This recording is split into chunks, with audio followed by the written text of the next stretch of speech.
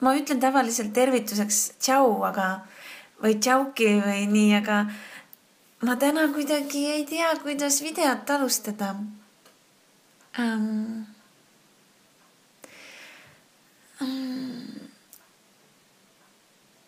Ma võin alustada sellega, et ma tegin siuksed küüned. Ja mul ei ole praegu konkreetset mõtet, millest ma videot teen, vaid ma tundsin, et ma ei ole väga pikalt teinud ühtegi siukest jutuvideot.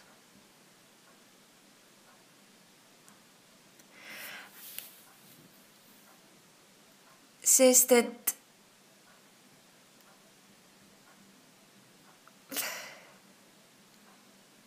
minu esimesed umbes 120 videot, mis ma siin YouTube'i kanalil tegin, olid ainult jutuvideod. Või nagu ma jutustasin.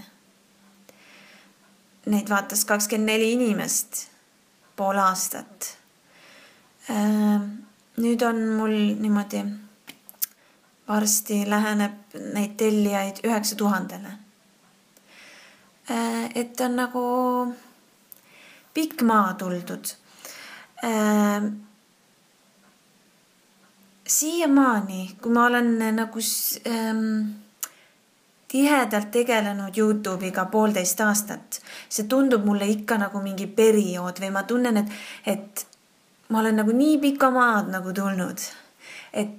Ja ma näen tulemusi enda teel, on väga suuri läbimurdeid ja on väga siukseid pikaajalisi, siukseid nagu siukseid üleminekuid, siukseid vaikselt nagu transformeeruvaid siukseid nagu olemisi, minu olemises, tegemises, mõtlemises, nagu minu ümbruses ja kuidas mina suhestun ja kuidas mina siin oma kohta hoian siin maa peal. Aga noh, jah. See tuleb nii. Ei midagi.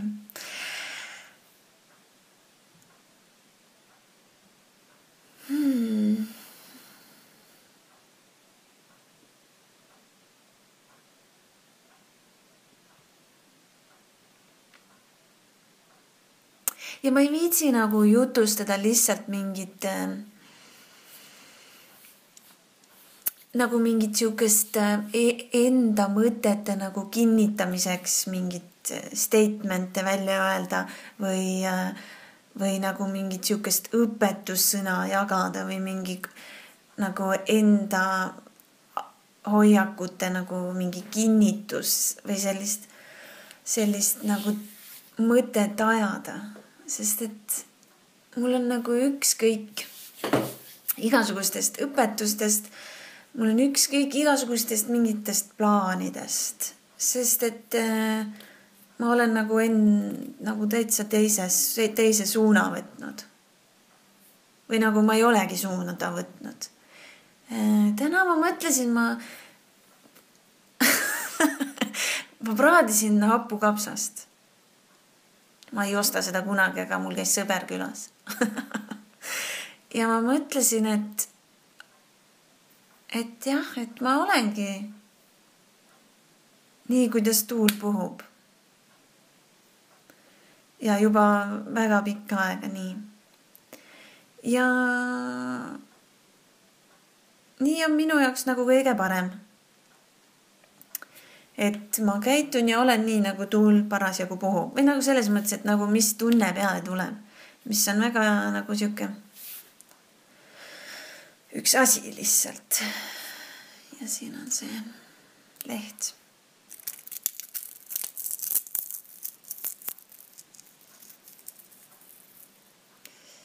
Ja mul on õnneks see tolmuimeja. Nii, babes, nüüd. Ma lugesin Istanbuli konventsiooni ja midagi oli seal, et EKRE on selle vastu. Et mingi soorollidega on vaja midagi hoida. Okei. loe seda Istanbuli konventsiooni. See on minu jaoks nagu väga või noh, ma olin nagu natuke segaduses, et miks sükest asja vaja on või see on ju ilmselge, et see peaks olema ju nagu see vajalik asi või nagu iseenesest mõistetav.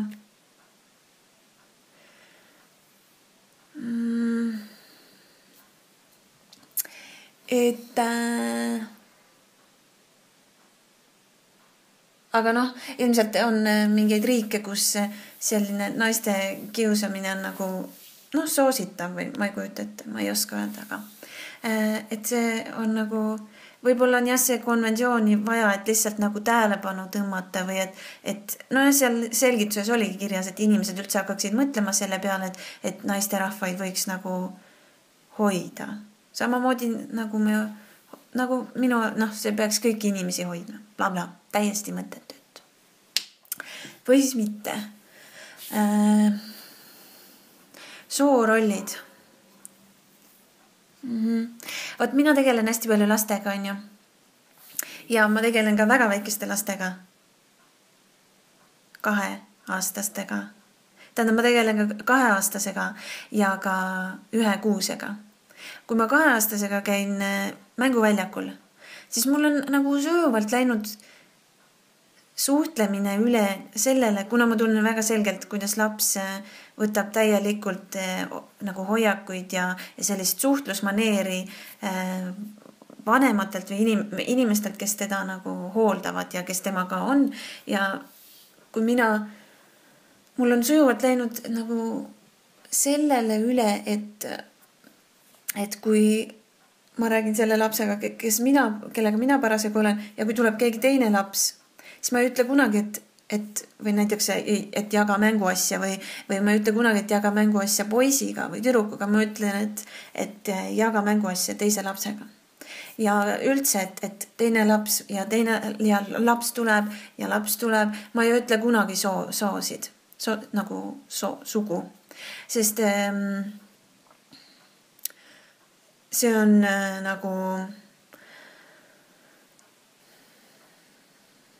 silmakirjalik, mulle tundub. Miks ma ütlen silmakirjalik? Sest et kui nii väikeste lastega olla nagu koos, siis vanemad on need, kes püüavad teha selgeks, kas on poiss või tüdruk. Kui mina olen minu laps, keda mina aeg-ajalt hoian, on tüdruk, aga ta kannab näiteks halle riideid ja tihti öeldakse talle poiss. Ja ma ei ja see ongi nagu, et vanemad vaatavad riiete järgi. Või eemalt tuleb laps, siis vanem räägib lapsega, et näe, üks laps tuleb ja siis võetakse laps vankrist välja ja teed selgeks, kas ta on roosa kombe või tal on sinine kombe, siis sa ütled, kas see on poiss või tüdruk. Mitte, et ma ei ütle, et poisid ja tüdrukud oleksid samasugused. Sest et juba maast madalast nad käituvad natukene teistmoodi. Praeguse vaatluse järgi ma ütleks, et tüdrukud on sellised, kes kukuvad ja siis kohe nagu jurakas peab uuesti proovima. Kui poiss kukub, siis ta solvub lihtsalt. Või on sellise hellem. Aga samas temas on midagi, poisis on mingi teistsugune värk sees. Ma lihtsalt räägin oma vaatlustest praegu. Miks? See on omaette küss. Et mina ei pea üldse soorolle millekski oluliseks.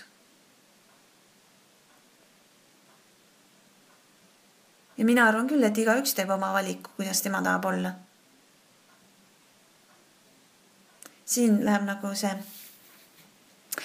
Mida ma tahtsin tegelikult öelda, sest ma olen selle EKRE staffi peale palju mõelnud, et kõik nagu, et ma tunnen, et päris paljud nagu kiruvad, et EKRE ja kurat, ära ole meil ees, me tahame olla vabad. Aga tegelikult on ülihea, et keegi teeb vastu liikumist või nagu vastu survet. Ja ma olen seda nii palju nüüd enda peas mõelnud seda paralleeli, mida saab tuua ja mida ma kasutan väga paljudes oma nagu mõttekäikudes. Et kohalt, kui sa paned lihtsalt gaasi autos ja sul ei ole sidurit, et tagasi hoida seda gaasi, siis sa kohalt ära ei saa. Sul sureb mootor välja. Sa ei saa isegi käima panna oma autot, kui sul ei ole sidurit. Ja sul on vaja seda vastu liikumist, et sa üldse saaksid kohalt ära minna. Ja kui see vastu liikumine, sa saad piisavalt hoo sisse, siis see vastu liikumine kaotab oma eesmärgi. Et on ülihea, et igasugused sellised vastu liikumised, EKRE-d ja need nagu on olemas, sest siis me nagu kalibreerime. Me saame selgemaks, mis tähendab täpselt see vabadus. Mis see täpselt on, mida me vajame siin olemiseks, rõõmsaks, õnnelikuks olemiseks. Et see on nii palju tahke sellel. Et ei ole lihtsalt, et ärge nagu kõik vaba, teeme nii vaba. Et mida see üldse tähendab? See on, ja sellised igasugused vastuliikumised. Minu puhul, minu lugu, kõik sellised vastuliikumised on nagu lihtsalt nagu, kui mitte alla anda, et siin oli üks vastuliikumine, lähme sellega vastuliikumisega kaasa, või kui sa ise vaikselt kogu aeg surud ise vastu, siis see nagu kuidagi selgineb. Igasugustel momentidel elus. Igasugused need vastuliikumised. Minu puhul ka on ju, kas sa kujutad ette, kui ma praegu hakkan mõtlema, et ma olen teinud üle 100 video nii, et praktiliselt on mul vaatajaid ainult minu perekond. Aga lihtsalt nagu, ja lihtsalt teha, et nagu mitte kuskilt ei tule nagu seda, mida nagu ma tahaks, et tuleks, aga ikkagi kogu aeg minna natukene edasi.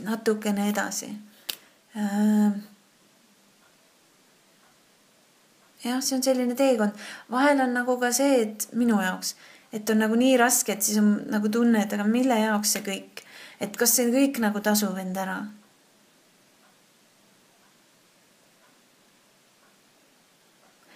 Ja mul on nagu lootust, et tasub ära. Ja mis see tasu on? Ei miski. Ja see on selline jah, kõige parem nagu seisund. Nagu kui sind ei vaeva mitte midagi ja ei ole midagi konkreetset rõõmustavat ka. Et sa ei pea nagu, et sa.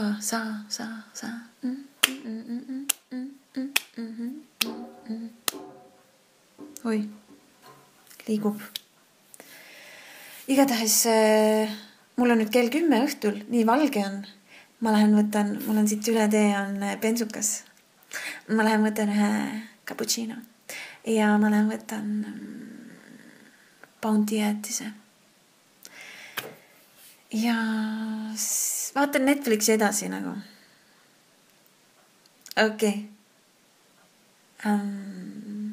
Peace out nagu. Tschüss. Ciao.